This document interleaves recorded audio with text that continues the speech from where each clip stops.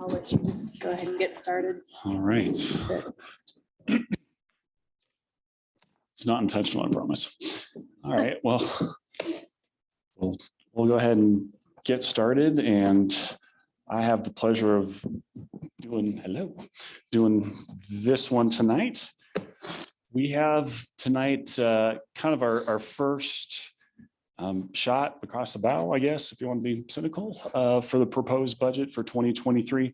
This is part of a much larger conversation on the 2023 budget. Really doesn't have a whole lot to do with it, but it's all part and parcel of what we'll be talking about in the next couple of months in terms of the larger budget. I've mentioned this, I think, just about to all of you in our one-on-one meetings in the past couple of weeks. We, or you all as a board and we as a staff have heard that economic development is a priority for this community going forward. We used to have a formal economic development function some years ago. That has gone away, and we believe that it could be time to bring it back, and perhaps a little bit different form with a little bit different expectations. Kind of the catalyst for this, I had a conversation with you all at the council workshop back in May, talked with a number of the businesses out in the community, stakeholders. Many of them are actually sitting right here, which I appreciate. Thank you for coming. Talked with these folks about economic development over the past few months, and the time seems to be right to bring this back. So in having these conversations with you all, businesses, chamber, residents, the Main Street organization at the state, a lot of folks think there can be a lot of value with the city having this function if it's done right. And by done right, I mean with the businesses and residents leading the way and the city in a supportive facilitator, convener sort of role. As we go through this tonight, my idea is mostly to share with you all in the community what our initial framework would look like. It's very high level. It's why I call it a framework. There's a lot of high level details we're still working through. If there's additional things we should consider after we go through this that you all think are pertinent, we'd certainly be interested in hearing that. If there's something we should take out, look at it a little different way, please share those as we go through it.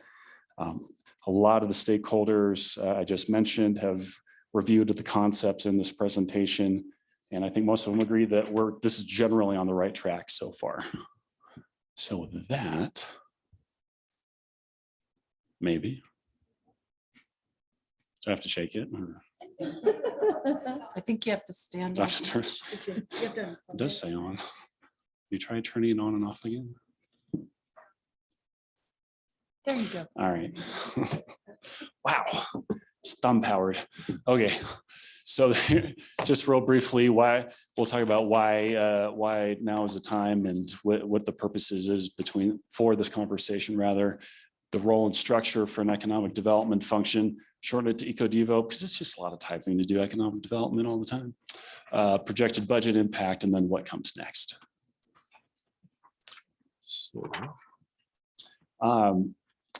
a lot of what you're going to see here is predicated on our relatively new or adopted earlier this year comprehensive plan. And I've been meaning to do it for some time, but I finally provided hard copies of the full comprehensive plan for you all. So that's why those are there. I will reference the comp plan several times throughout this conversation. So if you wanted to read along, you can certainly do that now that you have a hard copy. See, always thinking about you all. That's what it's all about here. So that's good. User friendliness. And so this is a lot of this stuff is not just things that we made up. The staff made up straight out of our heads. We've talked with the folks in the audience here and a number of other folks. We've talked with you all, of course, to some extent. And there's going to be a lot of informing from the comp plan here. And when you look at chapter 6, I believe it starts on page 47 in the book here. You'll see an entire chapter on economic development and tourism. This chapter was put together by a number of the folks here in the audience. The chamber was a part of that. I sat in on a number of those meetings. There was a specific focus on economic development and tourism as we contemplate the comprehensive future of our community. And so this came from those exercises. A lot of this, I would go so far as to say, is directly the voice of the community. That's why the comp plan is there. It's a great way to get deep insight from the subject matter experts that do this work every day. So when looking at the broader context for why we're talking about economic development tonight, we wanted to share with you some of the challenges and some of the opportunities from that chapter 6. These are taken straight from the background section if you wanted to look at that. I don't want to go into these in too much detail. They're just kind of the context of why economic development. And I personally don't have a lot of the detail, but if you have specific questions, we can certainly answer those. When you look at challenges that economic development might help address, the folks who the subject matter experts who put this chapter together said, seasonal change, cost of living make it difficult to attract employers, and I think and employees, we would add at this point. Woodland Park has actually pretty large margin, fewer jobs per household compared to the Colorado average at 0.7 compared to 1. As we all know, traffic is for seasonal tourism it can be a frustrating thing. It can create jams that hinder public safety, and we might think about how can we better manage traffic and how does tourism play into that, and ergo how can we manage tourism. And then an interesting point in here, again, I think we all know this to be true at some point, there's a desire across a lot of different groups to have those experiential businesses, especially those restaurants, have a greater variety of retail and entertainment. I saw the term bowling alley in there, found that interesting. A lot of folks have talked about mini golf. Those are fun things, but that was very much a part of the comp plan. So if we can go to the next one.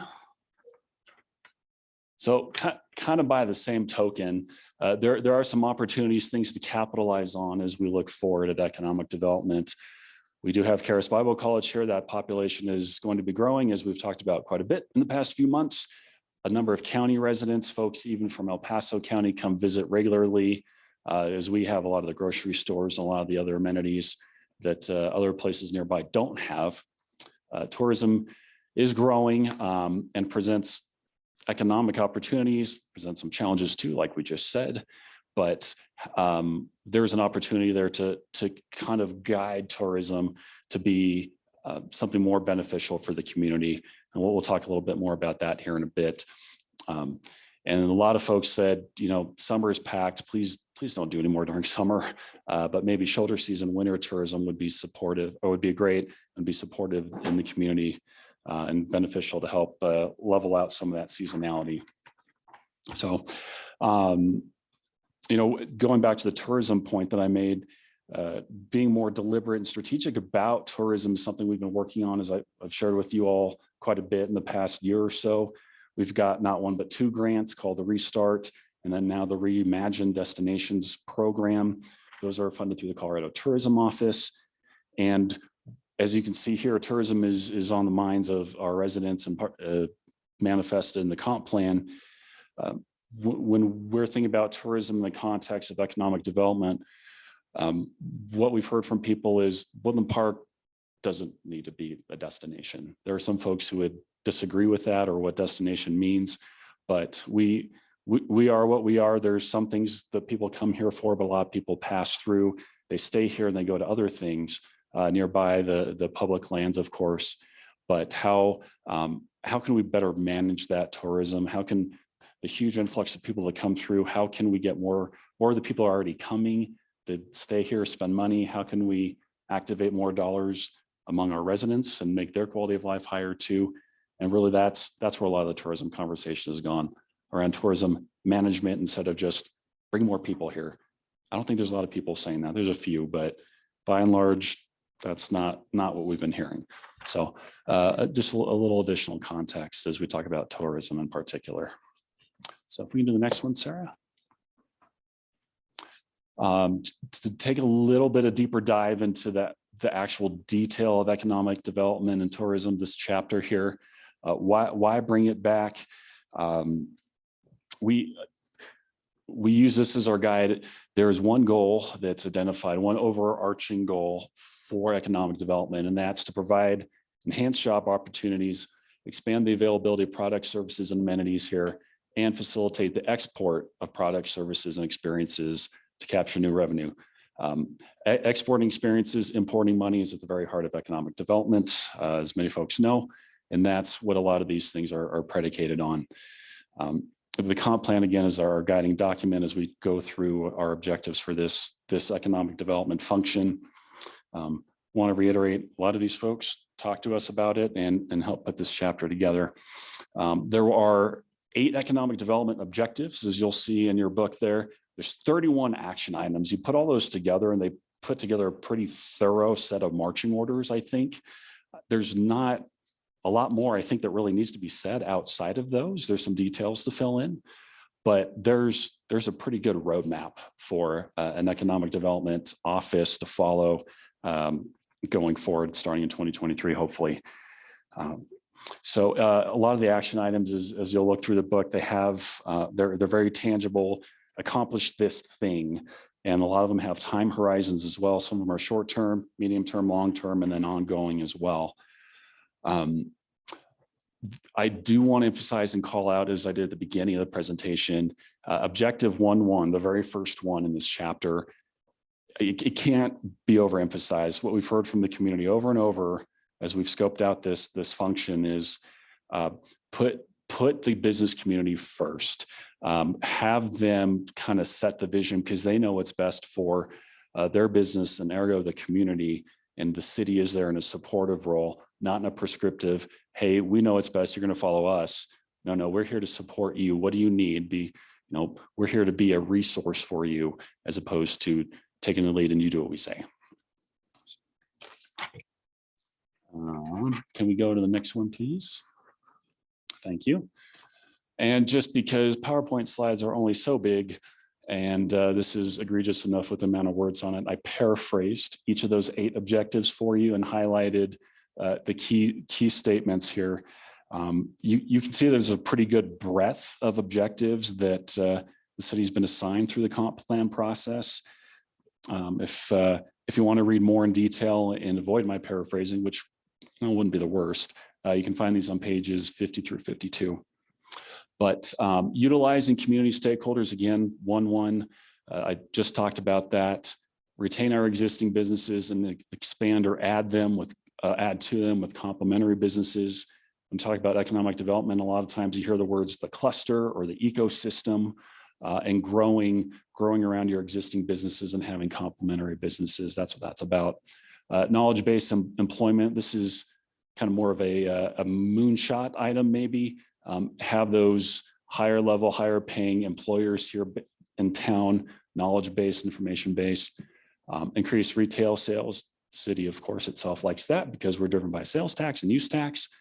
A very important one that I've heard from a lot of you and a lot of folks in the business world here: streamline the code, policies, and procedures. This is an advocacy role that you would see in the Economic Development Office, having that office serve as a liaison between the business community and the city. How can we better serve them by getting rid of unnecessary stuff, being consistent in how we handle development in the future? Increase our desirability. We're already a desirable place to live, but increase that desirability for folks who want to live and work here through housing options, expanded educational opportunities and amenities, expand tourism. Doesn't necessarily say have more people coming through town, but expand the tourism and visitor expenditures. Get people to drop more coin here. Pretty straightforward. And then have a concentration of activity anchors in downtown in concert with DDA. So that 8th bullet is very heavily based around DDA and a relationship partnership between the city and our DDA folks. The next one. And this is the work we did a little bit earlier this year. This is wholly complementary to the comp plan. I talked to you about council priorities and using those in the budget. These are just a little bit more high level. I think as we do the budget and go forward, we will kind of mesh the comp plan and these things together. And talking with you all, these are still in draft form. Have an economic development strategy to attract, retain, and expand businesses here. Have a tourism strategic plan to optimize the tourism economy, and then to reimagine Main Street really is a tool in the broader tool belt of economic development to complement those other economic development tools. So I'll leave that at that. Let's go to the next one for me. So pretty simple structure at this point. We do envision people being boots on the ground, physical people to do the things, accomplish these various objectives here.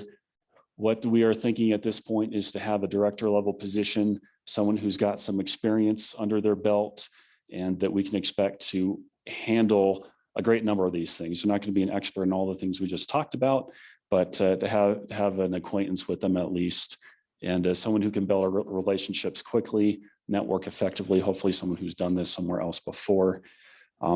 This position would be a liaison regularly with the chamber, DDA, Main Street, the Tourism Alliance, the Tourism Office for the state, and individual businesses throughout the community. We have a kind of a specialist position under this director position. We would envision bring that person on a little bit later. I have a swag date in here for July of next year to do a lot of the kind of day-to-day work as the director focuses more on the strategic stuff. And the support specialist coming in a little bit later. Go to the next one. All right. So, and these are again, straight from the comp plan. You'll see in the parentheses there, how these different responsibilities correlate with the different objectives in the comp plan. I won't read these in detail, but that one position would start with, hey, let's plan what we're going to do. What are we going to prioritize? There's a bunch of stuff here. There's 31 objectives. One person is not going to get to all of them, probably ever. And if they do, it's going to take them a little bit. And so start with a strategic planning effort. They would be that liaison role and advocate for the business community. They would do the requisite analytical work for understanding how the market is working here. I talked about traditional business retention, expansion, and attraction. Work with the chamber and the Pikes Peak Workforce Development Center on workforce development. That's a really big one, especially recently. The Workforce Development Center has informed us about some really cool programs that can be offered at no cost to the city to upskill employees and just help the city fill some of the gaps that we have right now. Work alongside Main Street and do a lot of the operational day-to-day stuff. Be the liaison to the DDA board, not the executive director, but right now I'm serving in that role. Eventually, at some point, this director person would serve that. Go after grants in this area, provide oversight of the visitor center, bring that back, and then handle the tourism marketing in concert with the community. We already have $30,000 in our pocket once we are ready to activate our tourism strategic plan. Those are from grant dollars. So there's a bunch of things here. Again, if someone's not going to get to all those things, each of these would be done with a regular relationship with the business community. I've talked with a few folks about convening something like a business roundtable, having some kind of business community group that could work with this office on a regular basis.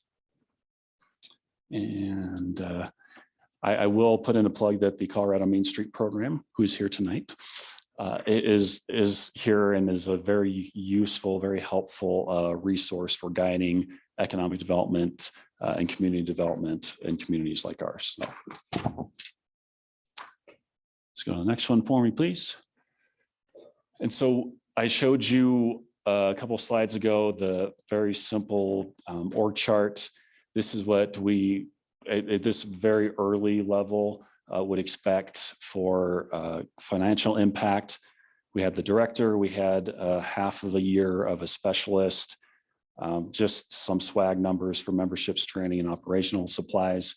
We propose to pay for this out of the lodging tax fund. Lodging tax fund is doing very well. It's grown by 77% this year, sitting on a fund balance north of $400,000 right now. So these positions, this structure as proposed ensures the lodging tax fund is balanced for 2023. And I have included the city code language on the lodging tax fund here at the bottom section 33810B. Revenues from lodging tax for activities for economic enhancement, sustainability, without limitation, can also be capital projects annual operating and maintenance expenses for beautification, streetscape, and for advertising, marketing, and promotion of the city. So we thought there was a pretty strong nexus there for these types of activities. So if we go to the next one, I think. Okay, so that's a lot of information. Questions and comments, I will do my best to answer them. For tonight, we wanted to give you a general framework. I would appreciate a consensus, I guess, if there's, what I'm really after again is, are the things we should include? Are there things we're overlooking? Is there something that we shouldn't be doing? Are there additional folks we should take into account when scoping out this economic development function that we haven't talked to yet? And then the decision on how to do this thing would be part of the larger 2023 budget conversation to come later this month and then in October, November. So with that, I will stop talking.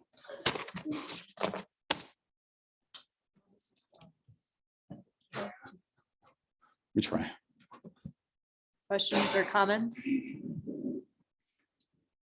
Go ahead. Sure, I'll jump in. So, hi Donnie, nice to see you. Are you applying for that position? Just wondering. Right off the bat, I would just like some discussion around, okay, we had an economic development person at one time, and that didn't go so well. And I've watched, at least the time I've been here, the desire to really get the businesses working together for the best interests of the city. And there's been a lot of, factions, shall we say. So how do you, looking at this, how do you see genuine bridges being built that allow us to collaborate rather than attack each other in these different groups? Well, that's a great question. And I think that very point is the whole reason we're looking at this.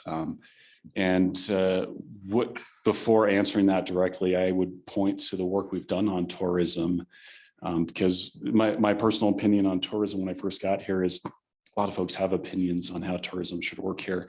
A lot of them are like-minded about tourism, but we have histories, we represent different factions, as you said, and we kind of tend to talk past each other. But yet we've managed to bring together several dozen people from different organizations in tourism. We're going to bring some of those folks back together to talk about the next step here in the coming months. Excuse me. And it was really about reaching out and saying, what do you feel? What needs to happen? What are the drawbacks that you've seen? Where has the city failed before? And going out one-on-one as we have with a lot of those stakeholders and listening and having those conversations. And I've been very fortunate that a lot of the folks in this room have taken the time to meet with me and with our staff to share those exact kinds of conversations. And so the economic development office, I would imagine following a similar template. This is not what I do. I'm not an expert on this, but we would hire somebody who is having those relationships, starting slow as we all should do in a new job, right? Take several months and go on a listening tour. What's working, what's not. And the fact that we have several different folks here represented is a testament that it can be done. And I've heard several different opinions, especially on tourism, but we have that relationship with folks going. So starting with a person who gets it, who knows that framework, that knows how to build relationships, eventually building, like I said, like a business roundtable, some kind of group to help advise on where to go is how I'd start those conversations. But as this is high level, my intent would be that person would have a plan, kind of building on that theme, but they would know more, of course. I'd just like to share with the community, our previous economic development folks and department that we had, they were not, it wasn't that they did not go badly. Safeway, Taco Bell, that whole Safeway Plaza. Off the top of my head, there's more, but I would just say that it was different than what we're looking at today and probably different than what would be appropriate today. But they were successful and did bring a lot of business to our community. Our community was very different then as well. And so I wouldn't go as far to say that it wasn't good. They did a great job and brought in a great deal of additional revenue in our budget and activity in the community. We were small then. I mean, that was a field where Safeway is now. And that was a result of our previous economic development. I wish I could think of others right off the top of my head. Those are the two that came to mind, but that Safeway Shopping Center was huge. So I just wanted to share that. Any other? That's the question. Well, I liked what you said, where you said, what do businesses need? The businesses lead and the city supports. You know, I'm going to put somebody in the audience on the spot here about the vision of what happens when you galvanize businesses to lead as opposed to government workers leading. And I'm going to share an example of, may I use your name? Donnie Beeson is just filled with energy. And so he was, I believe, given a donation from a large entity down in Colorado Springs. And I said, throw a party up in Woodland Park. And his immediate thought was, great. I know some people who are professionals in music. We can have an event. We could charge them $250 a head and we can just bring this liveliness into the city. That comes out of a business mind. That comes out of somebody who goes, hey, I think we can capitalize on this. We can utilize the facilities and make something really cool happen here. That's a different mindset to me. That's a different mindset to me than a government employee who isn't trained to think out of the box like that. And so I'm keen to see the businesses lead very much. And I'm not so interested in us creating a more of a bureaucracy. And I also like the fact you talked about streamlining, streamlining codes, policies, and procedures. I think that's a real key for businesses when they have to, apply 45 days in advance for an event and stuff. That kind of stifles that sort of spontaneity that can happen. So those are just a couple of my thoughts. And then the question is, you talked about grants. I looked at approximately 165,000 were generated in lodging funds in the first half of 2021. Your budget here proposing for the city basically eats all that up. So you talked about two types of grants, a restart and a reimagine. What sort of total numbers is that looking like to offset some of those costs? So those are good questions. And yeah, in 2021, we had a very, very low lodging tax budgeted number. We ended up, I'm gonna look at Aaron, who I hope can answer these better than me, but we ended up substantially higher than that. And I can't remember what we're projected at for the end of this year, but it's substantially higher than that. And for this, well, I'm going to call it a draft budget here. It's all balanced and it doesn't eat away at any of the existing activities like the Main Street program, like beautification, like maintenance, like the visitor center, the tree replacement program, streetlights. All those budgets are still intact for the lodging tax fund, and wouldn't, as we have it here, it wouldn't eat up any of that. So this would be, in addition to that, keep all those existing activities going, and it would still be balanced for the lodging tax fund.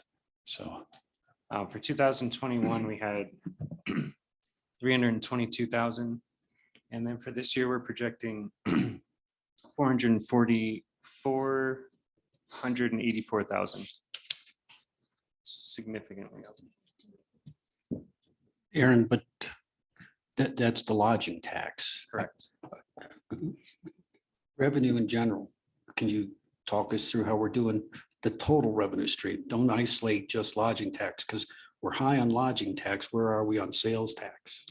I don't have the updated numbers at this moment, but we're about 3.5% up. But what Michael is referring to specifically is just the money we would use from lodging tax to fund this position. I get it, but Yeah. that's a shell game. Because the lodging tax is where we would take the money from. But if your sales tax revenue is down from what it was projected to be based on, and what were our projections based on? 5%, 5.5, 5.5, and we're at 3.3 3.5. and a half. So our sales is down. So you offset the total revenue. I know there are other revenue streams. You got your county taxes coming in, the property taxes and things, but just the city stuff. We were kind of balancing the shortfall in sales with the lodging. So it's not a plus $400,000 net or total. We'll be across- bringing a complete estimation at the next meeting, I believe. Okay. Yep.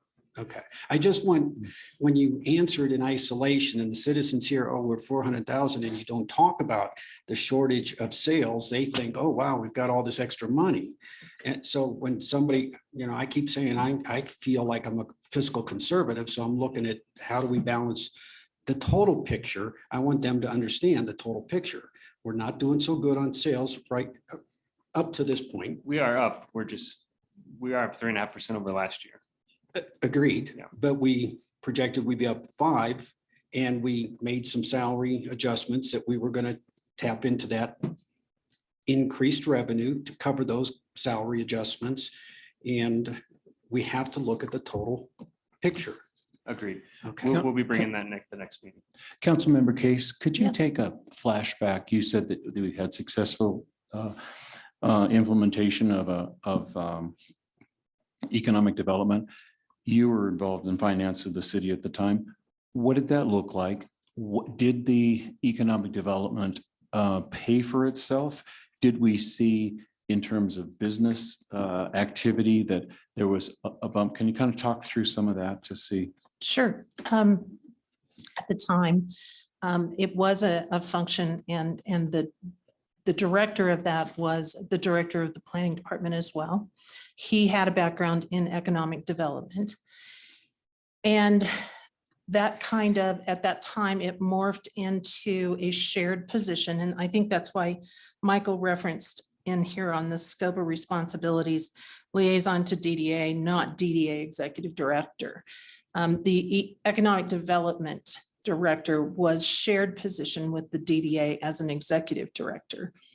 And this was back when the big plan for the property down in Woodland Station included the World Theater, it was quite a large development that there was a group of folks that were funded and ready to go.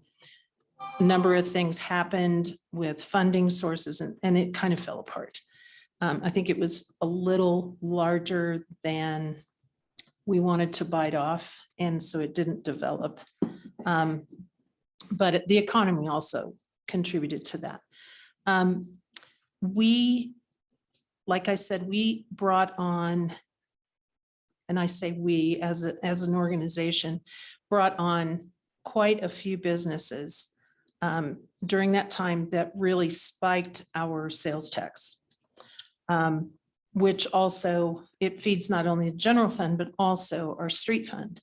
So it helped with not only services and funding services to the community through the general fund, but also infrastructure, maintenance and improvements, et cetera.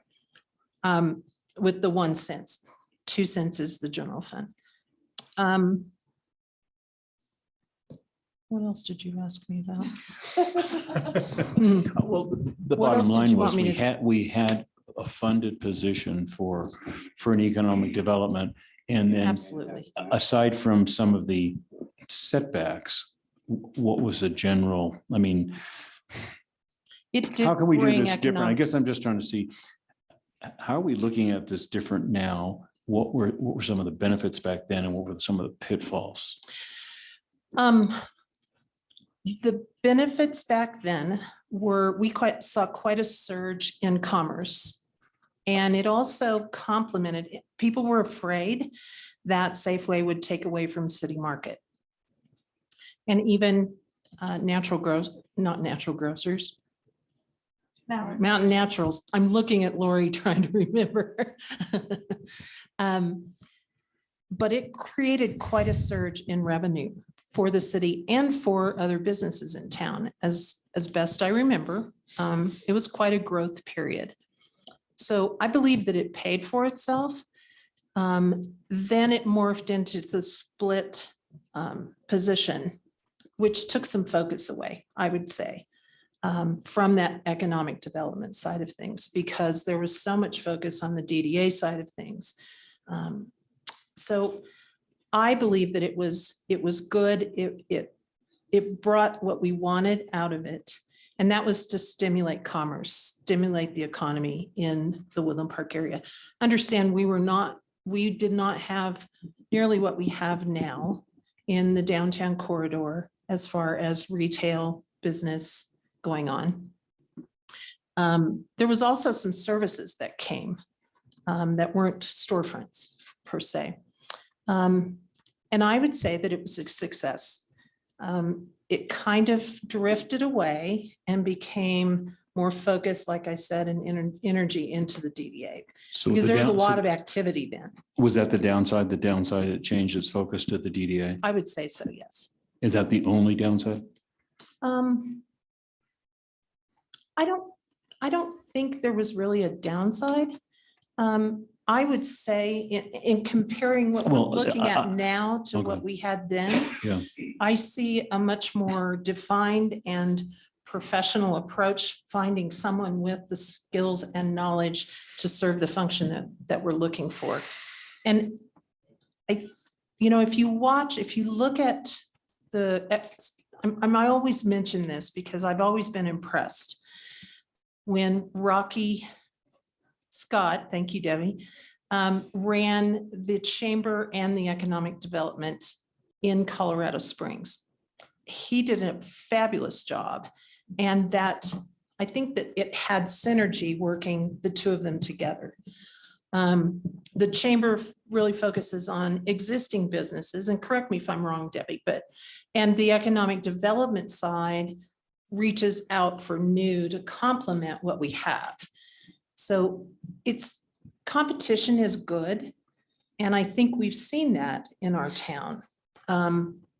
People were fearful when Walmart came, but everybody's done quite well. And initially we saw a dip and a surge, but things leveled off and normalized after a little bit of time with Walmart here. So I see this, I think I have been a champion for this since we did the strategic plan and even before, because I think that's a piece that's missing in our community. And we don't have that expertise on staff or anyone out there right now. And I think Main Street tried to incorporate that into their mission. But I don't see that we have that function. Yet we want to enhance businesses and enhance services and offerings to the community. So I see this as being a step up, more professional, more defined skill set as far as whomever becomes the director over that function. What else would you like me to talk about? I can talk forever. Yeah, and but- thanks. That's a good perspective. Michael, I see there's a lot of stakeholders here. Is it of value for us to hear some of their comments to get a perspective on this and what they see in this? Because I don't pretend to have all the answers. I'm open to seeing where this at, but the part that I've been listening for is to see the community working together. And Absolutely. that wasn't the case 2 years ago. So I don't know, is it good for us to hear some of what the people who are involved in this, what they see it? I have no issue with that. We have some time. I would defer to the council on how. Well, I'd like to throw out a Comment. couple questions that maybe they can address some of my questions. Yeah, great. Because let me give a preface. I know you're a champion of this and I'm not in that court yet because I'm trying to get the budget. I'm trying to get the debt Well, down. and I think we'll see that once we'll get all the numbers so we can I understand. drill that down. And I'm just being honest with you so that Sure. there's, I'm not fighting with you or anything. I just where I'm at. I do agree with Robert. I do believe the private sector is far more creative for accomplishing these type of tasks than a government or a public run division or entity. It's just my experience. I've seen them be more successful. In my head, I'm going through, okay, we've had 3 organizations that really have some responsibility. The DDA for economic development. And I'm going to ask Deb to address this one. You just said that the Chamber of Commerce is really focused on current, not future. I was not aware of that. I thought one of She's gonna their, correct me. one of their I see it on her. big responsibilities We'll give you- was also economic development. So I'm a little bit surprised that you're saying that's not their role. And the Main Street did have that responsibility. We haven't had the Main Street for almost a year. So you're saying that they had, even though we sort of did some of that, we don't, the Main Street should not have that responsibility. Is that what you're kind of nodding your head or indicating to me? Yeah. If the two, if both organizations could talk about that, I would appreciate it. And then Kelly, if you could add your thoughts on it too. Just one more thought to, off of what you, one thing you said is that the private sector. I don't think this is going to get started unless somebody starts it. And I would envision that eventually that may be just exactly what happens, is that it privatizes. But I think in order for it to get going, I think it needs a stimulus. They say the responsibilities are. Deb, before you start. Sorry, can I- Debbie. Can I just, one thing? Excellent points. You had talked about Main Street and I did want to introduce Gail Langley, who works for the State Department of Local Affairs, who's the coordinator for the statewide Main Street program. If there are specific questions about Main Street. And of course, Lori and Gail Wingard and Renee Bunting are also here from Main Street as well. Oh, then they Talk could do a about that. tag team and help. Yeah, so I wanted to Educate. introduce Gail Langley in front of you as well. I'm sorry. No, it's all great. I'm sitting back there going, "Ugh." I know. 26 years experience in chamber economic development and tourism that I bring to the table. I'm now chairing the Pikes Peak Workforce Center Board. When you talk about economic development, it's expansion, it's retention. I've been harping at Michael for a while now about wanting an asset map. I get leads all the time in the office. And to be able to have to come over here, look at zoning, where's water, where's sewer, where's all these different things as far as leads for potential business, there's not an asset map to go to. I've got a lead on an intern that could actually come in and possibly build that.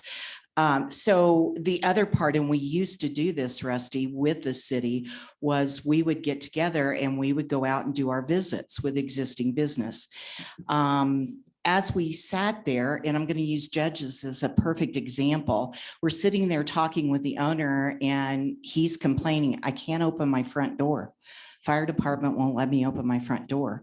Well, he had the people sitting at the table that could go to the right people that needed to address those issues.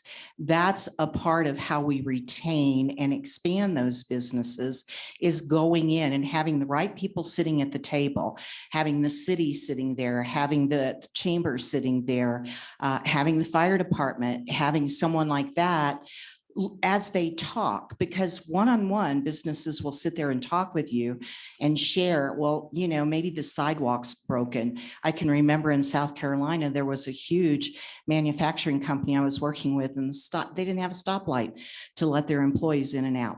We were able to address those types of situations. So yes, we want to retain definitely, but we want to attract as well. That's a part of our mission. Right now, we're working with the Workforce Center and looking, where are the employees? And then how do we reskill, upskill? How do we do this with limited supply up here? Michael had in the presentation about housing. A lot of our frontline workers can't live up here, that we don't pay. I was just at the UCCS Economic Forum, and they were talking about a livable wage right now to own a home in Colorado Springs would be starting at $28 an hour. And we don't have many of those jobs up here. So when we talk about increased opportunity for higher level jobs, one of the things I threw out, which is really hot topic right now, is cybersecurity. Some of that can be done from home. Some of that just is a small, with fiber coming into the community. There's things like that that we can work with. So yes, over when I worked with both Beth and Brian and Mark Fitzgerald prior to that. As many of you know, we were the visitor center for many years. I take pride in looking at the amount of lodging tax that you're bringing in now. Had we not done what we did 15 years ago, 14 years ago, I don't think we would have been there. But we took the opportunity to take the limited dollars that we had to do the advertising. So Rusty, I look, one of the other things I've talked with Michael about is a revolving loan fund. And that could be privatized. That could be started in a myriad of different ways to be able to do that. So I see us partnering, doing that. And I know Kelly has always said to me, Debbie, I want the chamber to have this. It's the funding mechanism for us that prevents us from doing that. We don't have those lodging tax dollars or other dollars to reach out to be able to do that. So working in partnership, I see as a win-win situation for us. Well, with your experience level and my fear of having two chiefs two economic developers, because you've laid out, you have enormous experience in this. Why wouldn't a different model than what you've presented be, instead of a $119,000 director and a $39,000 specialist, why wouldn't we just have a economic development specialist at the $39,400 salary that works with the Chamber of Commerce, and you have the lead on economic development? There are things that the city has, the chamber doesn't, and those are the knowledge about you know, as far as water, sewer, fiber, those types of things, I don't have access to. That's what this specialist would be. Well, the specialist doing. would, but the director, when you're courting somebody to come in, it's, you know, the only thing that comes to mind is top secret. You want to really keep that under the hat. And the director with the city would have further reach to get in to be able to look at what the city has to offer. One of the things that's a drawback for bringing people up here is the fact that the city offers no incentives. And that's been voted down twice since I've been here. There's no appetite from the citizens to be able to offer that. The DDA has the TIF ability, but that's a localized region. So I see us working in concert together, but that's really going to be your call on how you form that office. Debbie, the DDA's region is not as localized as you make it sound. It's a very large business area chunk of Woodland Park. But it's not up 67, you know, it's not out further west. There's a lot of areas. When I see all these leads come across my desk and I think about, well, I wonder if this property, and they're not in the DDA property. So there are things that are there that are available. But those are the things that, we would work in concert together. Yeah, because I did a real quick search about 9 months ago, and I think there were 9 properties that they immediately had available. 9. 9. So Debbie, talking about the incentive or non-incentive, it's agreed. The city doesn't incentivize business, so, and the DDA can, I get it. How's that play in for you when you see these leads coming through that we don't incentivize? Has it stopped people coming because it's unlawful to incentivize these businesses? Absolutely. We're 18 miles away from Colorado Springs, and they do. And so absolutely, we're up against a challenge when that's out there, whether it's they can provide dollars to or relief on water taps, just different types of incentives. It does make a difference. I think there's been 2 employees that are with top employers down in the Springs that have just moved up here. And because they want to live up here. A lot of the companies that I see come across my desk, they want quality of life for their employees. I mean, what better area than right here in Woodland Park, Teller County, for quality of life for employees? So we do have some obstacles by not offering that. Well, lawfully, we can't. So, Exactly. so from that standpoint, how does that get offset in our community, do you see? And how would this concept of economic development help that? Well, I think one of the things, when you're looking at a company, let's just say it's cybersecurity, they're looking at access for training. They're looking at access for potentially our high school, people coming out of high school that would want to get a certificate. It takes about 9 months right now for somebody to go through one of the schools down in the Springs, and they leave there making $75,000 a year. And that's with coding and things that they do. So it's being able to collaborate and put the right people at the table together. And that's over all of my years. That's what I've seen when I've worked with different people out across the country, site selectors. It's putting the right people at the right table at the right time, talking and opening up, what do we have here? What can we do here? Oh, hey, maybe we can do this, that sort of thing. That's what it's all about. Does that make sense? I'm gonna Yeah, just it does, yeah. intervene for a second with, if we had an economic developer, it opens up the city to have more opportunity for like available grants. Because we don't have such a department right now. Those opportunities aren't open to us.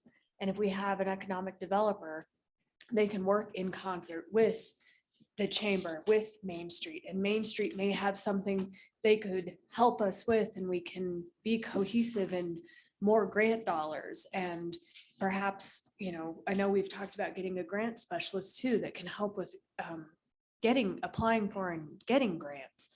But it's like, if say we have prospectors for Lowe's coming up here looking at property, right? They're not going to go to the chamber and ask, who do we talk to? They may have to, because there's no one here that they can come in and they know who to direct their questions to. With an Office of Economic Development, a prospector for Lowe's is going to walk into the city and know what department to go to start talking about what are their opportunities if they purchase that lot. Are there opportunities for TAP incentive? Are there opportunities for development incentive? The city has to say no outright, but there may be opportunities that we could then apply for grants to help something like that come in. And then the economic developer calls the chamber, and they call Main Street, and they call the DDA and say, hey, we've got somebody who's really interested in developing Lowe's up here. This is theoretical. This is not anything I've heard, just so that you all know. Wait on those I'm calls making it up. tomorrow. Just so that doesn't get out there in the world. But yeah, I know it was at one point, but it gives it gives the city a starting point for people who are interested in development, in my opinion. And I think it focuses it, because right now it's scattered and it's competitive. in the sense of some people want things up here, some people don't. The city is going to want it for the benefit of the citizens in the sense of tax dollars. Maybe they wouldn't want it because it would drastically or dramatically change the, feel of the town or something like that. And that's what people thought Walmart would do. But Walmart's actually been a great benefit to the community. So in my opinion, I think it's something worth considering. But, it can get to the budget presentation to that stage, and it doesn't mean that it would pass either. So, but I want to, all of these people in the audience are excellent.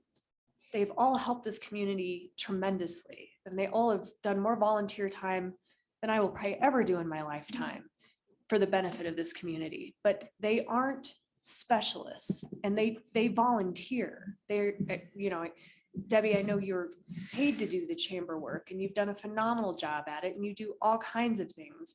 But also, chamber represents chamber members. Her job is not the entire community as a whole, although it winds up being that way. You don't segregate yourself. But it is. I mean, yes, members have benefits, but we represent the whole business community Right. in advocacy. I've been sitting here during all of your STR information, and Right. I've been reaching out to other communities, that sort of thing. I'm watching to see what you're going to do that will either benefit or impede business. Right. And the same thing for the county. We watch that. The same thing for the state, same thing for federal. Just when the PPP came down, EIDL loans, all of those things, we were out there helping everyone. Yeah, yeah. Hillary, Oh, go ahead. Hillary, in a very roundabout way, you brought up a topic that is not included in this presentation, and it's the clearest example of a difference between the private sector and the public sector: revenue or return on investment. Right. In the commercial, you would never come in and ask for this, or in the private sector, without showing what is your expected return on investment. If we spend $163,000 on two people, what are you expecting the taxpayers, the city, to get? There should be some sort of an estimate. And Deb, you might have some estimates. Maybe the state has some estimates what the ROI, because that kind of offsets my fear of spending more money.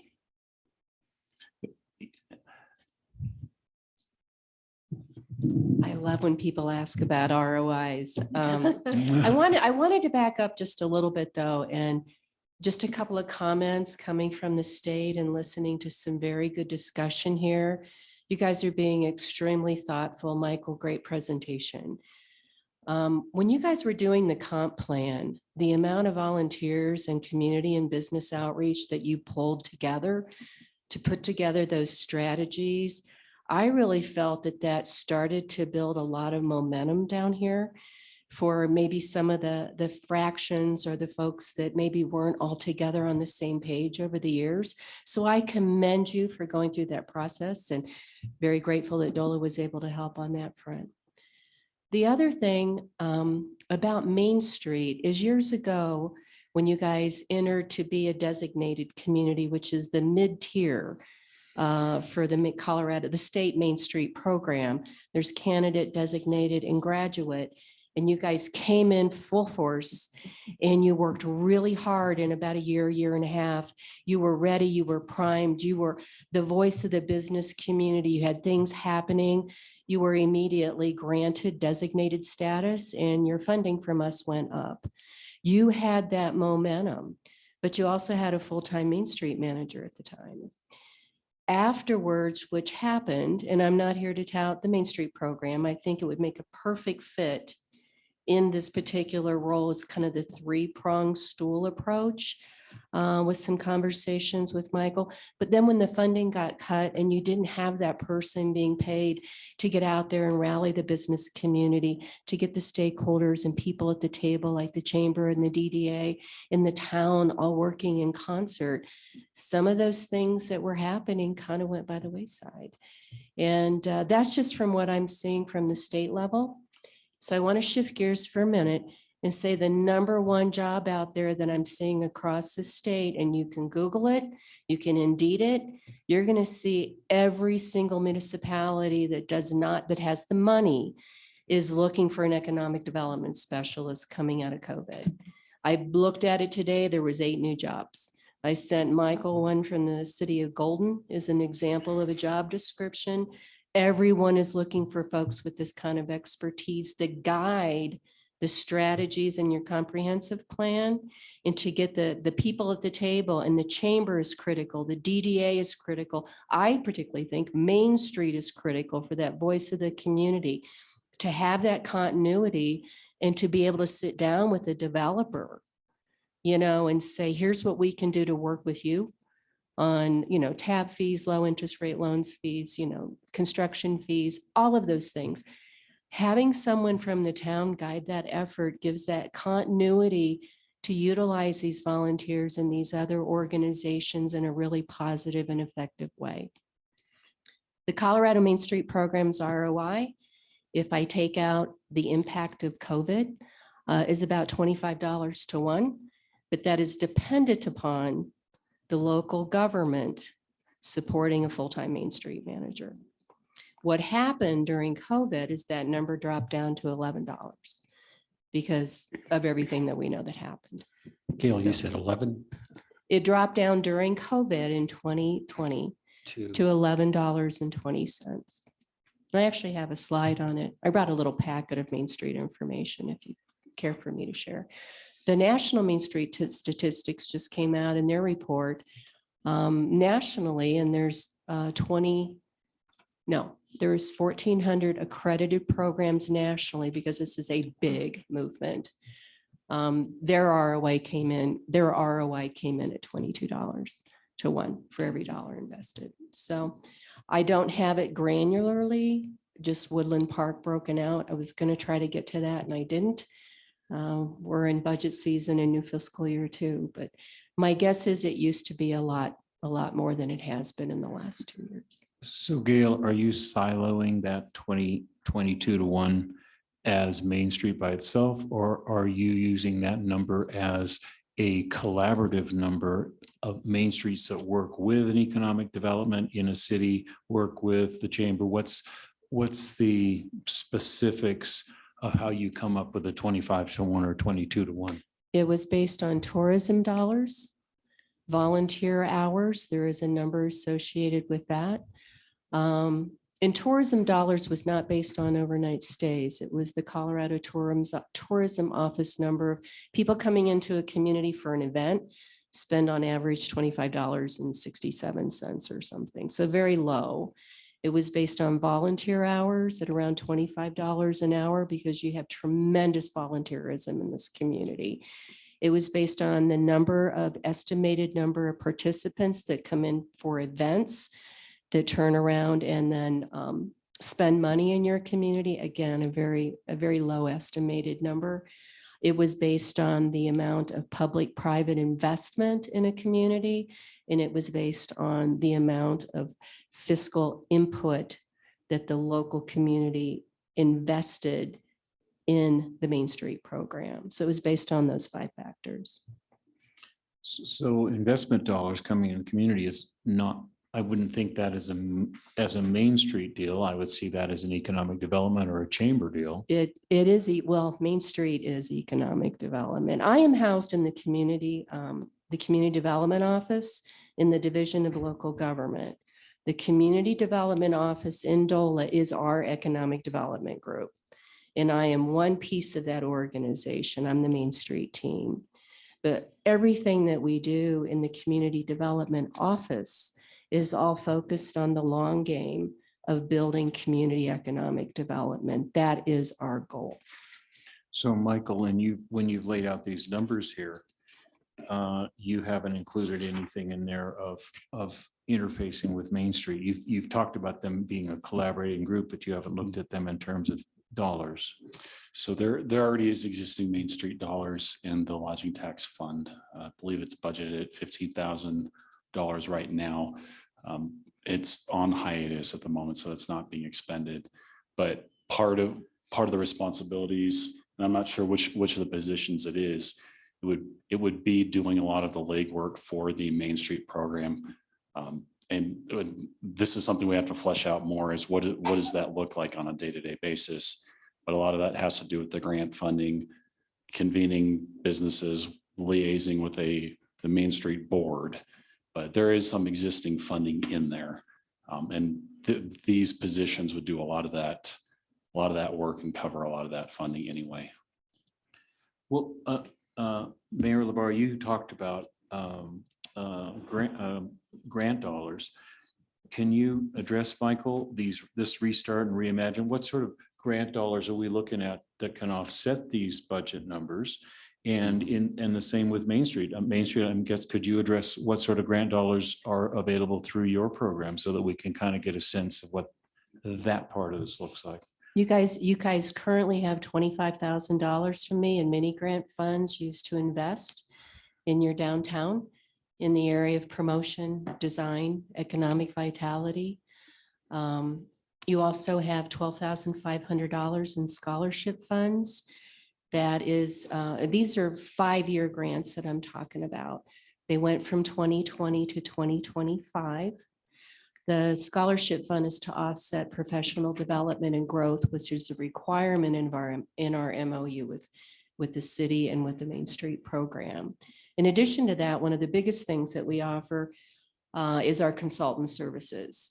And I could see about 16 things when I was reading through your comprehensive plan in the area of economic development where we can help you move the dial on things.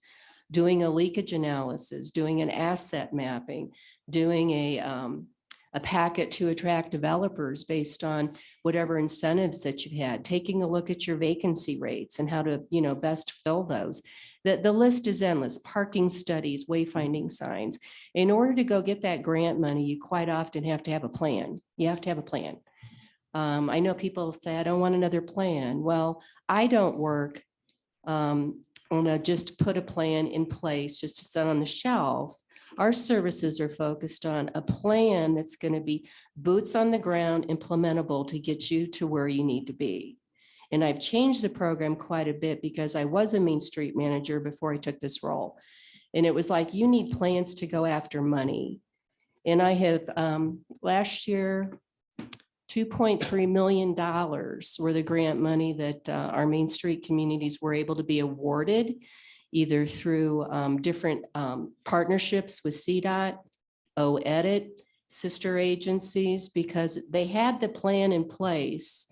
And I even go all the way to the level of construction bid documents for parks or things of that nature, so that you guys can put it in your budget to go out and get things to happen. But you can't go get a grant if you don't have a plan. So our consulting services, they range from $5,000 to $25,000. I just awarded a $50,000 contract to San Luis, a new community in Main Street, to finish their plaza concept design and construction bid documents so that we can help them find grant money to make that happen in the next 2 years. And that is what I'm really proud of, is this is the resources we can bring to you. Michael, I know we got some help in answering the ROI question. And Gail, I thank you for providing that number. But it's in my mind, when I look at those numbers and the fact that you added in volunteer hours and stuff, when you do the math, the ROI that you would have to get, the revenue, is an additional $4 million. Is that what your estimates show, that if we put in this team, that we would be generating $4 million per year extra? Over time, that would be No, this is wonderful. per year. I mean, this is a 1-year snapshot. 2023? No, that's not going to happen in 2023. It's time. It's time. And those numbers are for the Main Street program. But in time, it builds up. What is the specific ROI for these dollar for dollar? I could not tell you that right now. What is your exploration of numbers tell you? I don't know if anybody else has experience on what that looks like on a dollar for dollar basis. I mean, I'd certainly welcome it. Those are things that performance measures are something that person, as part of the strategic work, would be putting together. A lot of these things here I mean, there should be dollars generated. A lot of these things don't correlate to a bottom line. This dollar is created here. It's really hard to measure that. Many of these things don't correlate directly dollar for dollar, but this is what's being provided by the community that the city can do. A lot of those dollars that come back are going to be in individual businesses, and we'll see that in sales tax returns. But I don't know right now. I couldn't give you an ROI number. You know, Gail gave it for Main Street. Deb? Yes, of course. Yeah. And Gail, Deb, do before you have some do, more? one quick thing. One of the things, Rusty, I want you to think about is the fact of retention. So when you're looking at a retention for a business, then you're looking at the retention of the employees. So you're looking at the overall, their wages, their taxes come back into the community. There are studies out there, and I can pull them up and send to you, that will talk about where those dollars come back and backfill into sales tax, property tax, even as far as attraction with lodging. I mean, you have your STR owners right now, and you're looking at what you're going to do with that. Those are some dollars that could come back as well. But I can find that, you know, what the industry standard is, because they do have a number. But as Kelly said, and Michael said, you know, your first year is a building. It's a It's beginning an year. investment. And Deb, Absolutely. I don't want you to do a ton of work on that. It's just, They're out there. The I studies are think out the there. citizens would like to know some. Well, of Rusty, I those. think if I could once again impose on Donnie, Donnie's been an economic development director in another community. Could you address to us and tell us, what does that position and the growth factor and the multiplier look like from your eyes? You've been there. And Yeah, I'd please. like so to that just, people can hear you that might be online. If Yeah, You could just. Yeah, please. so Yeah. just while you're coming up, I just want to point out that some of the benefits that will be reaped from this and the collaboration are not just revenue. There's investment in our community and investing in it growing and thriving and becoming more. So it's not all ROI. There's an ROI component that is just not, you can't touch it or measure it. You can see it and feel it.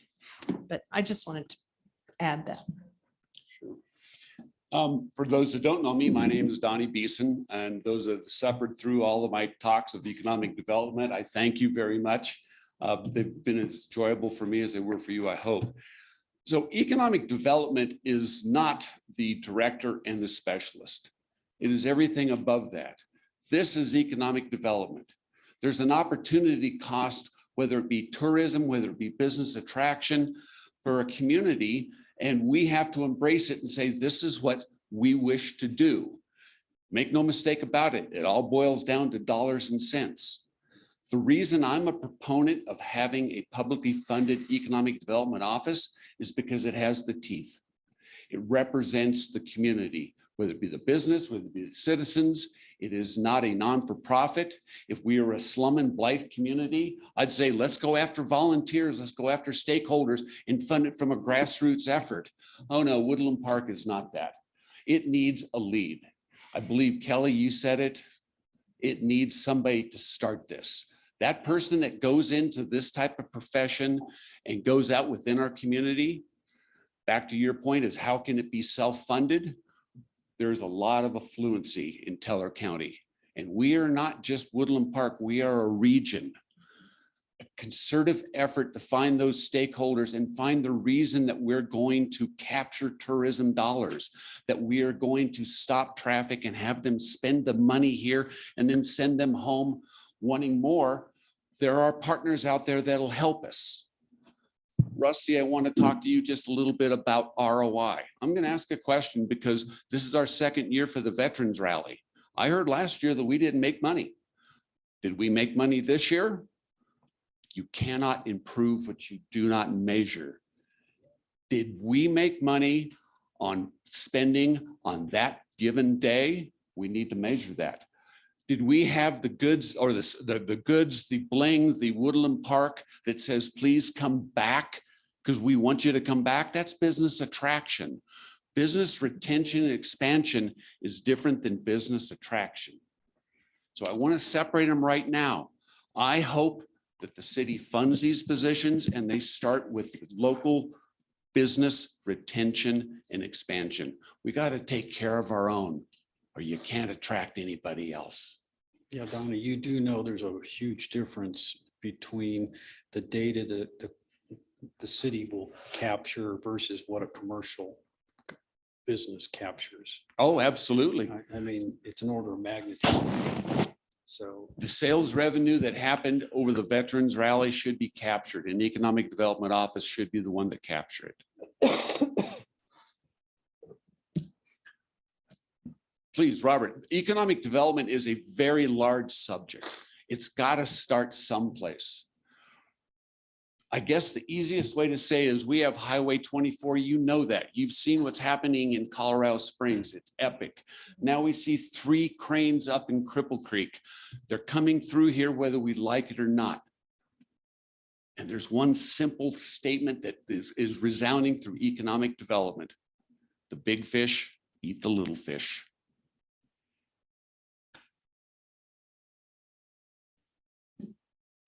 So Thanks, you're Don. saying having an economic development allows us to be a bigger fish. Oh, Lordy, yes. We measure retail leakage going east. Are we measuring the affluency that is going west? Right. Yeah. I'm headed up here in a few more days to Mueller State Park. Love it up there. A 27-foot Airstream and an F-450. A lot of the parks I go to, they hand you a flyer and say, take that money that you have in your pocket and that credit card and come into town and spend it. And Deb Miller taught me this a long time. Those are heads in beds. But we aren't capturing it. It takes a concerted effort. It doesn't take a director or a specialist. It takes a community because you want to bring them in town. And it happens right here with city council and with the city manager that says, let's capture that money that's headed west. Thank you. You're welcome. Yeah, word for word, yeah. Something else to your question about the grants and Restart and Reimagine. We also have with us Beth Wright, who is our Colorado Tourism Office consultant. She's on Zoom. But she was sharing with me as part of our Restart grant, we have 100 hours of her time. She's an expert in this to do research and to establish metrics, best practices on recognizing the ROI. And other performance measures as well. So that would be a big part of how we might use her time going forward. And then between the 2 grants for tourism, if I'm understanding it right, Grace or Beth can correct me if I'm wrong, but we have $30,000 for marketing along the lines of tourism whenever we're ready, once we have that coherent message that the community has given us to spread that word far and wide to do just what Donnie said. So that, and then there's the Main Street grants, and there's other grants out there as well especially through different state agencies and even some federal agencies. So what you're saying then is we need to allocate city funds to be able to access Main Street grant monies and some of these other grant monies. So we need to prime the pump from the sounds of it to be. I think that's one way to look at it. Yeah, it's an investment, if you will. And Councilmember Neal's question, your question about, what are we going to yield off of it? Those are good questions. I don't have the best answers offhand, but yeah, it's like with is it going to be $4 million in the first year? No. Even businesses who just get started, how many years do they take before they become profitable? If they make it through the valley of death, right? And so it takes time.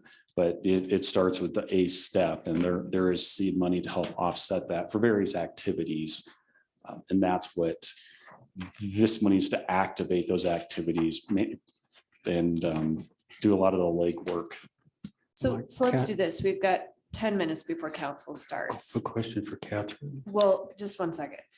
What we need is just a consensus to move this forward to the formal budget adoption. Michael has some of your questions. I'm sure that he would be happy to further research them and come back with more solid answers if possible. And we could also always set another work session, but right now, we just need consensus to move forward with this. Yes. Yeah, I would just as a side note on that, Hillary, I think if we build it into the budget and see how it fits, Mhm. like you suggested, Rusty, then we can even have better conversation, I think. So I also would give consensus. Was that what you were gonna? Yeah. Okay. Yeah. Mine's a thumbs up on. Okay, so you have consensus then. Thank you. I appreciate that, council. Thank you. Yes, I have Okay. consensus, but I have a question too. It has nothing to do with anything else. Okay, well, hurry, go. Our grant position we have listed, Mhm. any bites? No, So sad. working on it, on some alternatives as well. Are Aaron and I. Should we call for volunteer grant writers? Yes. All right, so this work session is done, and we're gonna take a break and we'll convene. I know what you- Convene at the 7. Thank you to all of you, Thanks, Main council. Street. Thanks to all Thank y'all you for for coming everybody out. coming.